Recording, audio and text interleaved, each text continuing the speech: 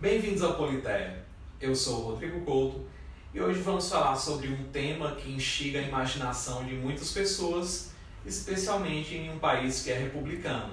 Vamos falar sobre os poderes ou prerrogativas do monarca inglês, atualmente Elizabeth II.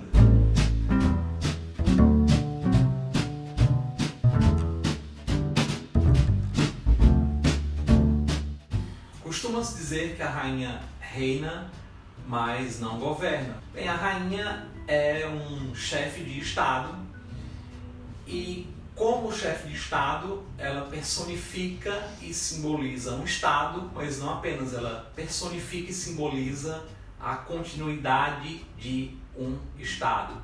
Afinal, aqui tratamos de uma monarquia hereditária. Mas o que é isso exatamente no caso da rainha, ou seja, no caso da monarquia britânica? Bem, o monarca britânico tem uma série de poderes ou prerrogativas. E aí está a resposta daqueles que se perguntam, sim, mas o que significa reinar e não governar?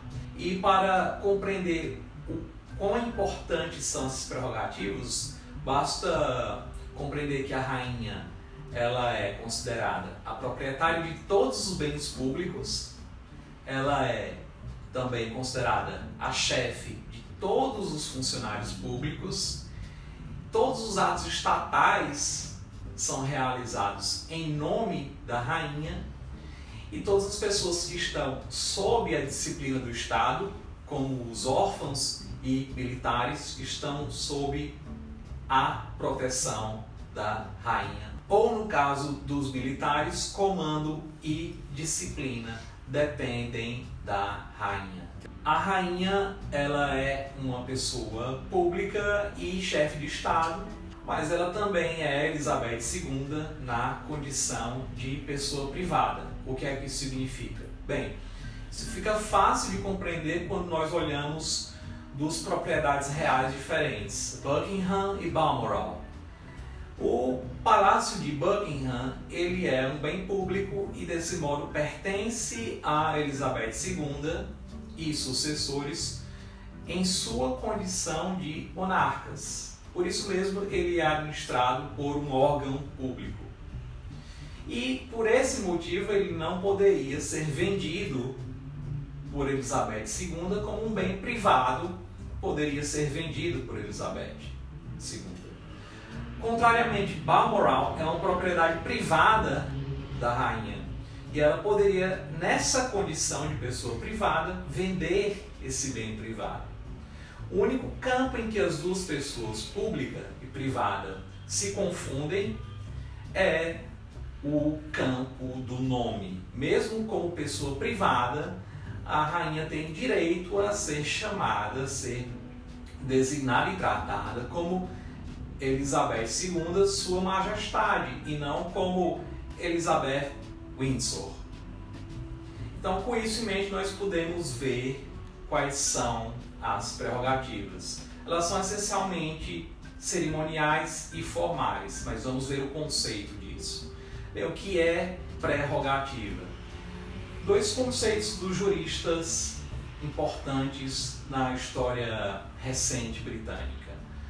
Primeiro, Blackstone, que afirma a prerrogativa como decorrente de uma dignidade superior do monarca e, desse modo, é uma dignidade que está acima dos demais, ou seja, dos súditos, e faz com que esse seja um poder que é colocado antes da vontade dos demais, ou seja, uma prerrogativa.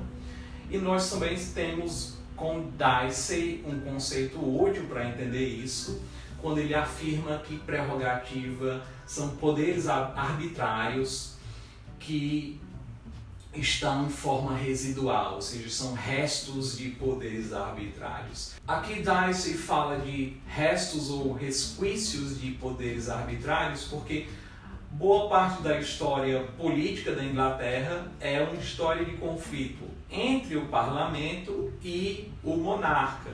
E ao longo dos séculos, o monarca veio perdendo poderes E os poderes que restaram e que estão preservados até hoje, eles são, portanto, residuais. Então, quais são essas prerrogativas? E aqui eu vou apresentar as prerrogativas mais importantes, ou seja, aquelas dotadas de grande impacto na vida pública da Inglaterra. A importância da rainha na vida pública britânica é bem óbvia desde o primeiro momento de funcionamento do parlamento, que é a abertura da Casa Legislativa após uma eleição. Durante a cerimônia, a rainha discursa às casas do parlamento e esse discurso, escrito pelo ministério, comunica ao parlamento os objetivos do governo, ou seja, as matérias que o parlamento deve votar e, se possível, aprovar.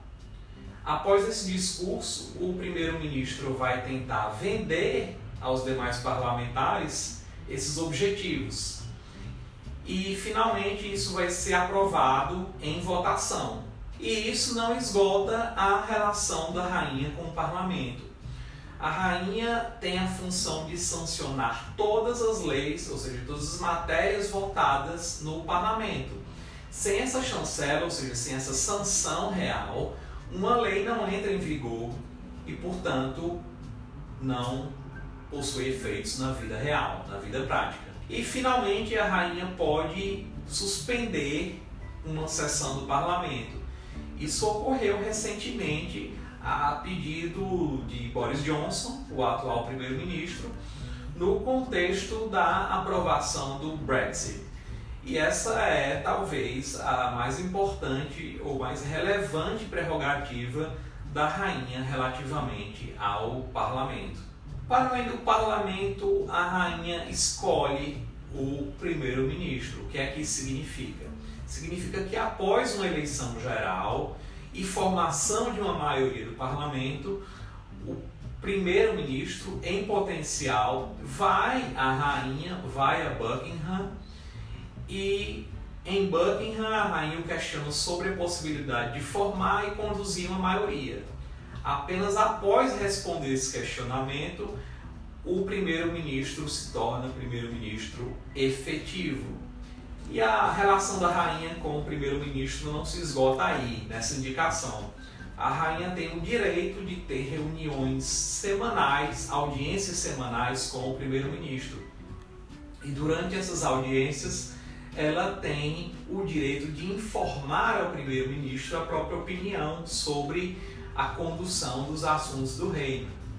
Essa talvez seja uma das prerrogativas menos óbvias, mas mais importantes da rainha. Essa conversa ocorre de forma sigilosa e é não registrada, não há atas dessas reuniões. É simplesmente uma conversa realmente entre soberano e primeiro-ministro.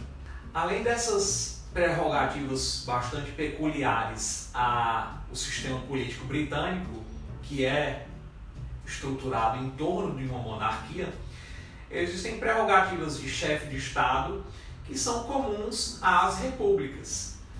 Há países que adotam o presidencialismo. A rainha comanda, por exemplo, as Forças Armadas.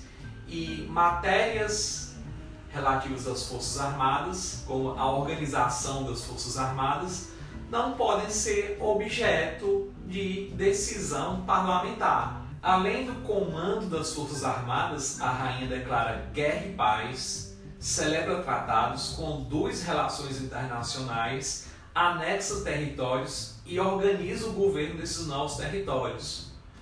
E, além disso, ela confere honrarias e comanda a Igreja da Inglaterra, sendo ainda responsável por indicar os bispos e arcebispos dessa igreja. Finalmente, na esfera jurisdicional, penal, a rainha tem o condão, tem a prerrogativa de perdoar, ou seja, afastar as penas de pessoas condenadas ou reduzir essas penas sob determinadas condições. E, talvez mais importante, o poder de fazer cessar as investigações sobre determinada pessoa, que podem ser reiniciadas posteriormente, mas ainda assim esse é um grande poder. No entanto, apesar de todas essas prerrogativas, talvez o maior poder da rainha e de qualquer outro monarca britânico seja o poder sobre a imaginação dos súditos. E esse é um poder não só sobre os súditos, mas é um poder que alcança até mesmo as pessoas em outros países que não são monarquias.